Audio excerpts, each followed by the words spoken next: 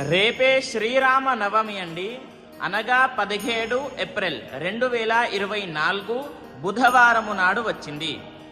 రేపు మీకు ఒక శ్లోకం చెప్తాను. అది చక్కగా 108 సార్లు చదువుకొని మీకు ఉన్నటువంటి కోరికను ఆ యొక్క శ్రీరాముల వారికి కోరుకోవాలి.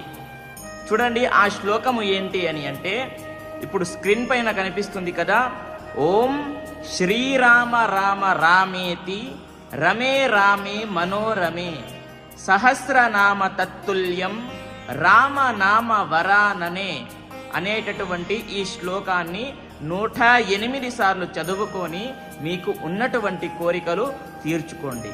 ఓకేనా? స్వామివారిని మనస్ఫూర్తిగా వేడుకోండి. స్తోమతిని బట్టి కోరిక ఉండాలి. మీరు ఏది పడితే అది కోరుకోకూడదు. అది గుర్తుపెట్టుకోండి. ఓకేనా? ప్రతి ఒక్కరికి తెలియజేయండి. స్వస్తి సర్వే జనాః సుఖినో భవంతు.